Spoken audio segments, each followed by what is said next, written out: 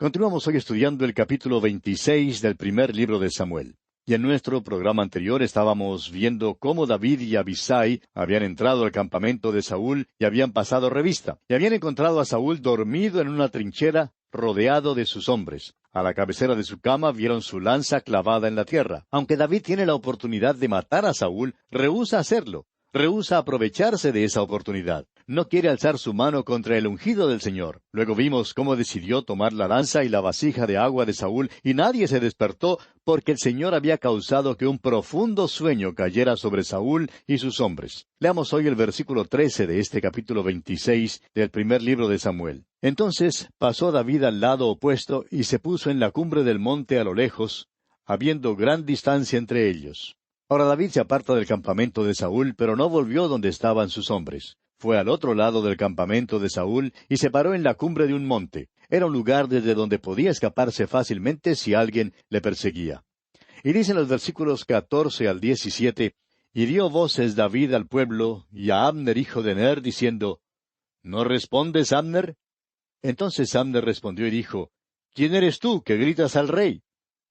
Y dijo David a Abner, ¿No eres tú un hombre? ¿Y quién hay como tú en Israel? ¿Por qué, pues, no has guardado al rey tu señor? Porque uno del pueblo ha entrado a matar a tu señor el rey. Esto que has hecho no está bien. Vive Jehová que sois dignos de muerte, porque no habéis guardado a vuestro señor al ungido de Jehová. Mira pues ahora dónde está la lanza del rey y la vasija de agua que estaba a su cabecera. Y conociendo Saúl la voz de David, dijo, ¿No es esta tu voz, hijo mío David? Y David respondió, Mi voz es, rey, señor mío.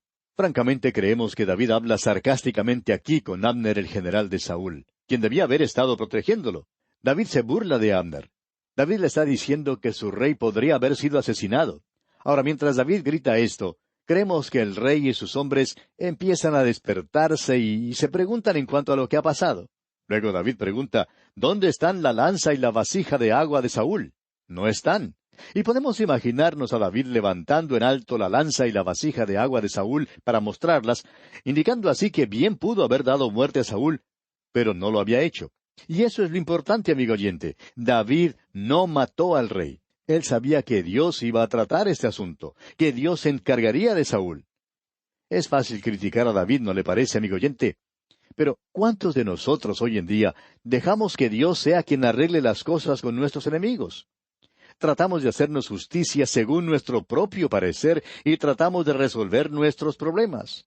Dios dice, dejad que yo resuelva la situación y caminad vosotros por la fe. Confiad en mí. Más tarde veremos que David confió en el Señor y que con el tiempo el Señor se hizo cargo de Saúl. Pero aquí cuando estaba hablando con Saúl en el campamento, le dijo David a Saúl en los versículos 23 y 24 de este capítulo 26 del primer libro de Samuel, Y Jehová pague a cada uno su justicia y su lealtad, pues Jehová te había entregado hoy en mi mano, mas yo no quise extender mi mano contra el ungido de Jehová. Y he aquí, como tu vida ha sido estimada preciosa hoy a mis ojos, así sea mi vida a los ojos de Jehová, y me libre de toda aflicción. David se desanima por tener que andar siempre como fugitivo, huyendo de Saúl. Pero le dice a Saúl que aunque tuvo la oportunidad de haberle dado muerte, no quiso hacerlo. Y entonces Saúl responde aquí en el versículo 25 y dice, Y Saúl dijo a David, Bendito eres tú, hijo mío David. Sin duda emprenderás tú cosas grandes, y prevalecerás. Entonces David se fue por su camino, y Saúl se volvió a su lugar. Y así concluimos nuestro estudio de este capítulo 26 del primer libro de Samuel. Entramos ahora al capítulo 27. Y leemos en el primer versículo de este capítulo 27 del primer libro de Samuel, Dijo luego David en su corazón, Al fin seré muerto algún día por la mano de Saúl. Nada, por tanto, me será mejor que fugarme a la tierra de los filisteos, para que Saúl no se ocupe de mí, y no me ande buscando más por todo el territorio de Israel, y así escaparé de su mano. Esto evidentemente es una desviación en la vida de David de aquel nivel alto de fe en Dios que se ha manifestado hasta aquí. Este es un período de flojera, pudiéramos llamar, en la fe de David. Encontramos que lo mismo sucedió en las vidas de Abraham, Isaac y Jacob, y parece llegar a las vidas de muchos hombres de Dios. Pero hay un mensaje aquí en esto para usted y para mí, amigo oyente. ¿Está usted cansado? ¿Tiene problemas? ¿Se ha hallado en la oscuridad por mucho tiempo? ¿Ha estado en el valle y como David se pregunta si habría alguna vez solución a su dilema? ¿Se siente desesperado? Pues bien, si le sirve de algún consuelo, otros han pasado por el mismo valle y por la misma vía que usted. Este es uno de los muchos motivos por el cual David puede servirnos de tanta ayuda en nuestra vida cristiana. Nos es muy fácil compadecernos de él. Parece aquí que el pobre tendrá que pasar el resto de su vida como fugitivo. Ya van varias veces que David a duras penas se ha podido escapar, y ahora se da cuenta que algún día Saúl finalmente puede matarle. Prosigamos leyendo los versículos 2 hasta el 6 de este capítulo 27 del primer libro de Samuel.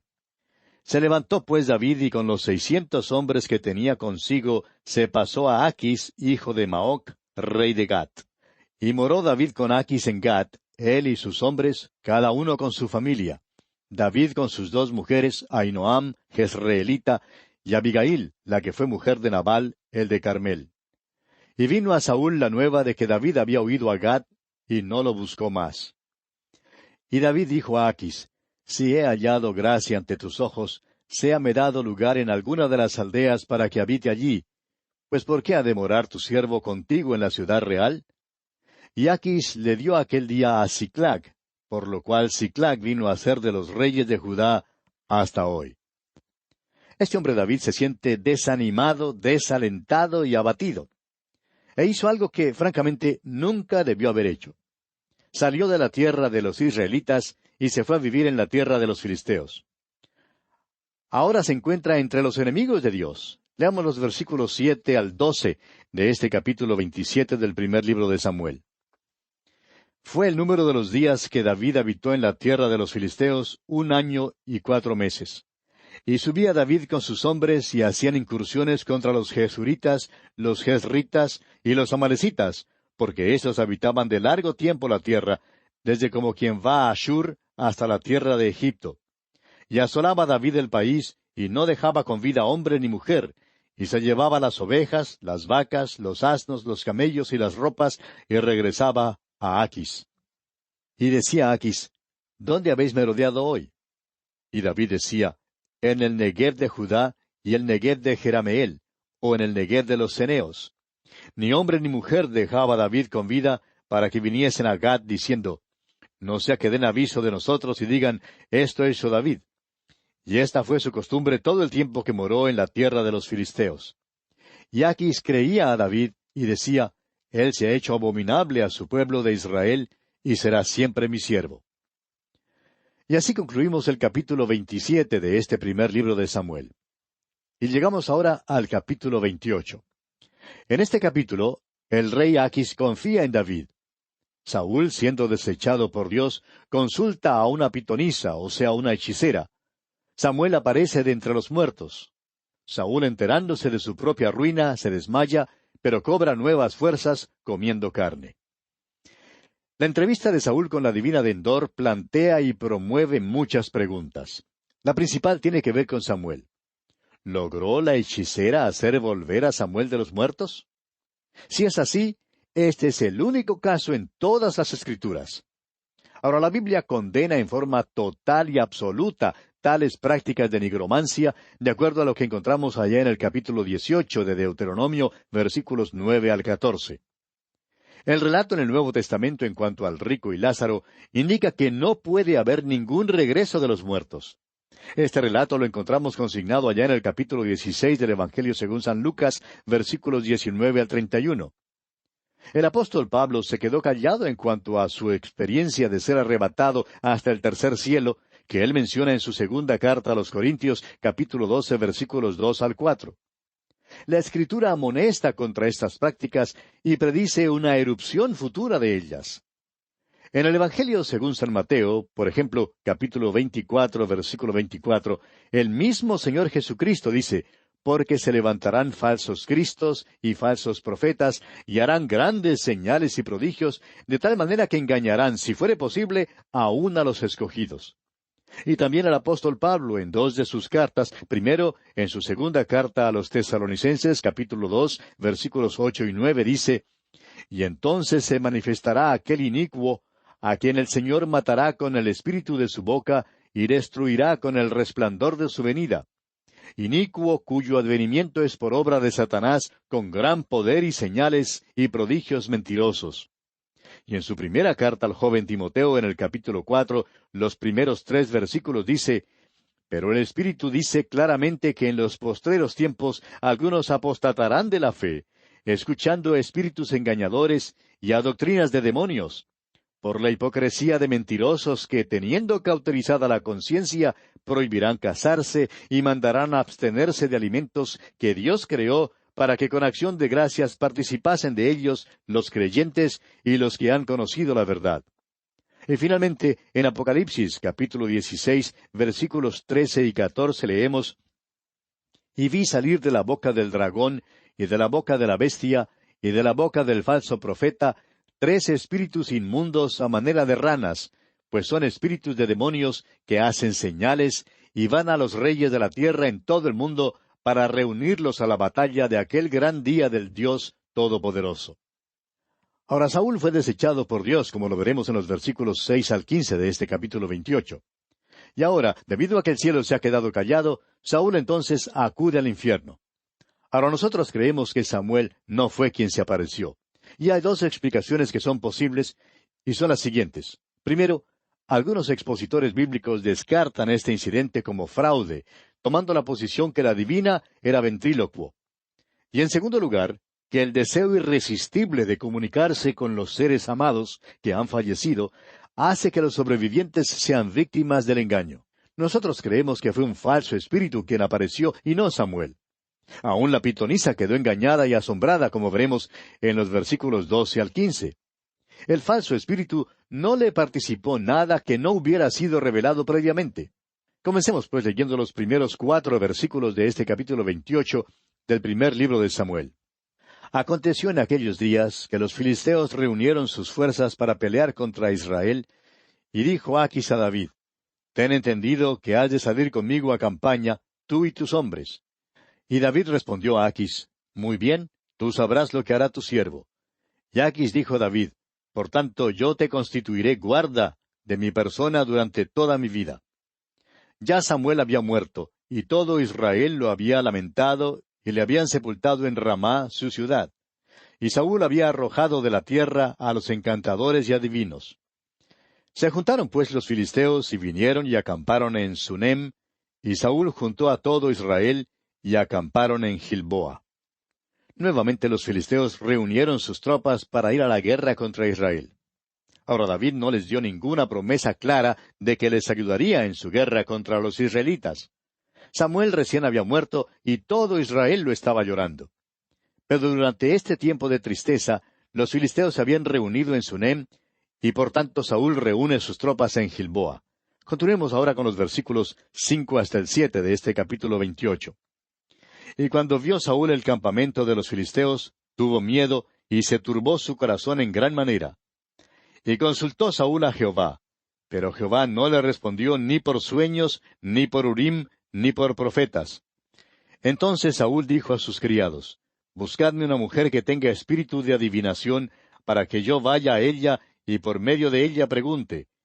Y sus criados le respondieron, He aquí hay una mujer en Endor que tiene espíritu de adivinación. Ahora, siendo que Dios no estaba hablando con Saúl, él buscó una nigromante. Tenía miedo y no sabía qué hacer. Sus siervos hallaron tal persona en Endor. Ahora, Endor significa ventrílocuo. La divina de Endor era ventrílocuo. Creemos que en parte ella engañaba y que en parte estaba entregada al espiritismo. Ahora quisiéramos pausar aquí por un momento para decir algo en cuanto al espiritismo. Vivimos en un tiempo, amigo oyente, cuando hay cosas en la religión que causan unas emociones vivas. Una de las vías que los que buscan las cosas emocionantes están explorando es el espiritismo moderno o la nigromancia antigua. Claro que el argumento más fuerte que tienen se halla en la divina de Endor. Dicen que ella hizo volver a Samuel de los muertos. La pregunta es esta entonces. ¿Volvió en realidad Samuel de los muertos y se comunicó con Saúl? Si en realidad Samuel volvió de los muertos, sería este el único caso de tal aparición en todas las Escrituras. Ahora, antes de contestar esta pregunta, quisiéramos considerar algunas cosas. Las Escrituras categóricamente condenan la práctica de la nigromancia. Allá en Deuteronomio capítulo 18, versículos 9 al 14, leemos en cuanto a este tema: Cuando entres a la tierra que Jehová tu Dios te da, no aprenderás a hacer según las abominaciones de aquellas naciones. No sea hallado en ti quien haga pasar a su hijo o a su hija por el fuego, ni quien practique adivinación, ni agorero, ni sortílego, ni hechicero, ni encantador, ni adivino, ni mago, ni quien consulte a los muertos, porque es abominación para con Jehová cualquiera que hace estas cosas, y por estas abominaciones Jehová tu Dios echa estas naciones de delante de ti. Perfecto serás delante de Jehová tu Dios, porque estas naciones que vas a heredar a agoreros y a adivinos oyen, mas a ti no te ha permitido esto Jehová tu Dios. Ahora permítanos advertirle, amigo oyente, que vivimos en tiempos cuando nuevamente se está haciendo muchas de las cosas que aquí se mencionan y se condenan. Una revista noticiosa muy reconocida y de gran circulación mundial, que se publica en varios idiomas, publicó una vez los nombres de 2 sortílegos, o sea, esas personas que adivinan o pronostican alguna cosa por medio de suertes supersticiosas. Según explicó la revista, la mayoría de las estrellas de Hollywood los consultaban para enterarse de lo que el futuro les traería. Vemos un gran resurgimiento de esto hoy en día, pero en realidad el ocultismo en todas sus formas es algo que ya ha sido practicado por mucho tiempo. Allá por el año 1947, una publicación de la Iglesia de Inglaterra publicó un artículo en el cual decía: a pesar de la gran cantidad de fraude, falsificación, engaño e interpretación de los pensamientos, ya sea consciente o no sea consciente, con la cual el investigador de fenómenos psíquicos tiene que contender, hay un núcleo de materia genuina que no se puede explicar con nuestro conocimiento presente, sino solo aceptando la hipótesis de que las personalidades humanas continúan su existencia más allá de la muerte y que las personas tienen el poder y el don de ponerse en contacto con ellas. Las iglesias no tienen nada que temer en cuanto al genuino fenómeno psíquico. Hasta aquí el artículo. Ahora, esto es asombroso, ya que desde ese entonces ha habido un creciente interés en la observación de las estrellas. El interés en la supuesta ciencia de la percepción extrasensorial también ha crecido. Son muchos los que se compran horóscopos, y al fin y al cabo son millones de dólares los que se gastan. Según otra información periodística, solamente en los Estados Unidos los astrólogos reciben anualmente varios millones de dólares. Hay por lo menos unos 5,000 astrólogos que trabajan a horario completo y unos 100,000 astrólogos aficionados que solo dedican unas pocas horas por semana a esto. Estos cobran aproximadamente 100 millones de dólares por año a más de unos 10 millones de creyentes, y la mayoría de ellos son mujeres. Eso es lo que informó el artículo. Permítanos decir, amigo oyente, que la palabra de Dios categóricamente condena toda esta clase de actividades, y Dios ha juzgado a las naciones en el pasado por involucrarse en semejantes prácticas. Aún desterró a su propio pueblo por apartarse de él para volverse a estas diferentes abominaciones. Amigo oyente, estas son las prácticas de la hora presente, y las Escrituras nos amonestan de su peligro y predice que en los tiempos del fin del mundo habrá una erupción de estas prácticas. Ahora, en el relato de el rico y el mendigo Lázaro, que tenemos en el capítulo 16 del Evangelio según San Lucas, versículos 19 al 31, usted recordará que el rico le pidió a Abraham que enviara a Lázaro a donde él estaba para que le refrescara la lengua. Abraham le respondió que eso no era posible porque había una gran sima entre los 2 lados que ninguno podía pasar de un lado al otro. El rico insistió entonces que Abraham enviara a Lázaro a la casa de su padre, porque él tenía 5 hermanos, y quería que Lázaro les testificara para que ellos no fueran a ese mismo lugar de tormento en que él estaba. Una vez más, Abraham rechaza esta petición, recordándole que sus hermanos ya tenían a Moisés y a los profetas, y que debían escucharles a ellos. O sea que de ninguna manera podría Lázaro volver al mundo de los vivos. Pablo, por su parte, fue arrebatado al tercer cielo, pero mantuvo silencio en cuanto a aquella experiencia. no podía hablar de lo que había visto, como lo menciona en su segunda carta a los Corintios capítulo 12, versículos 2 al 4. Y en su segunda epístola a los Tesalonicenses capítulo 2, versículo 9, como leímos hace un momento, dice el apóstol, inicuo, cuyo advenimiento es por obra de Satanás, con gran poder y señales y prodigios mentirosos. También, escribiendo al joven predicador Timoteo, le dice en su primera carta, capítulo 4, versículo 1, pero el Espíritu dice claramente que en los postreros tiempos algunos apostatarán de la fe, escuchando espíritus engañadores y a doctrinas de demonios. La adoración a Satanás se ha proliferado tanto, amigo oyente, que hasta existe iglesias, o lo que ellos llaman iglesias, en donde en realidad se le rinde culto a Satanás. Esto es algo que la palabra de Dios dice que aumentará en los tiempos postreros. Encontramos pues ahora a Saúl visitando a esta pitonisa de Endor. Y vamos a considerar este incidente, Dios mediante, en nuestro próximo programa. Por hoy vamos a detenernos aquí. Será entonces hasta nuestro próximo encuentro. Que Dios le bendiga copiosamente.